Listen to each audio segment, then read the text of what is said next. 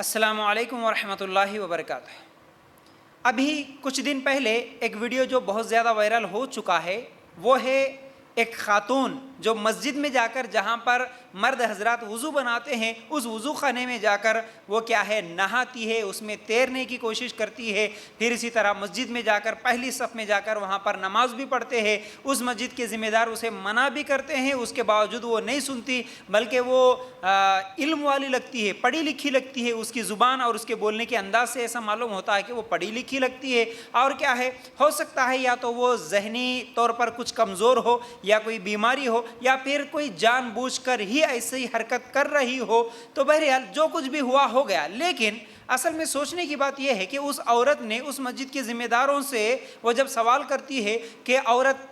Film کو جا سکتی ہے، سنیما ہال جا سکتی ہے، بازار جا سکتی ہے، ہر جگہ جا سکتی ہے، تو مسجد کیوں نہیں جا سکتی؟ اس لیے میں مسجد میں آئی نماز پڑھنے کے لیے۔ اللہ کے لیے غور کرنے کی بات ہے، اس نے جس نیت سے بھی کی ہو وہ عمل، جیسا بھی کیا ہو وہ تو غلط ہے، غلط تو غلط ہے۔ وضو خانے میں جا کر اس طرح پانی کو گندا کرنا، عورت اکیلی آ کے بے پردہ ہو کے تیرنا کرنا، یہ تمام چیزیں یہ الگ مسئلہ ہے، اس کو اس کا گناہ ہوگا۔ اگر وہ پاگل ہے تو اللہ اسے چاہے تو معاف کرے گا، جان بوجھ کر کر رہی ہوگی تو اللہ تعالیٰ کیا ہے اس کو عذاب دے گا، وہ الگ مسئلہ ہے۔ لیکن اس کے جو کہے گئے الفاظ ہے کہ عورت مسجد کیوں نہیں جا سکتی، یہ بالکل صحیح ہے۔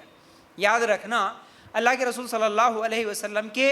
احادیث جو صحیح بخاری کی صحیح کتاب میں صحیح احادیث کئی ایسے موجود ہیں جس میں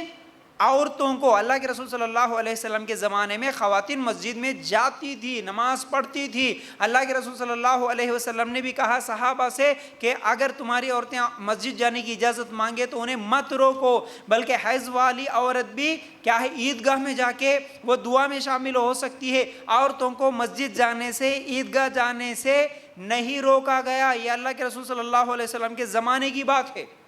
لیکن اس کے بعد صرف یہ کہہ کر کے عورت اگر مسجد آئے گی تو فتنہ ہے، یہ کہہ کر آج ہماری مساجد میں اکثر مسجدوں میں عورتوں کو جو نہیں آنے دیتے، عورتوں کو نماز پڑھنے نہیں دیتے، عورتوں کو جمعہ میں بھی نہیں آنے دیتے، کم از کم وہ ایک ہفتے میں ایک مرتبہ 1 گھنٹہ یا آدھا گھنٹے کی کچھ نصیحت قرآن و سنت کی باتیں سنے، علم حاصل کرے، وہ بھی ہماری عورتوں کو کیا ہے نہیں سننے میں آتا ہے، مطلب جانے ہی نہیں دیتے، اور عورت کو تو علم ہی نہیں ہے۔ تو اب سوچنے کی بات یہ ہے کہ صرف یہ ایک بات کہہ کر کے عورت کا مسجد میں جانے سے فتنہ ہوتا ہے، یہ کہاں تک صحیح ہے؟ کیا مسجد میں سب لچے لفنگے بدماش قسم کے لوگ مسجد میں ہی بیٹھے ہوئے ہیں؟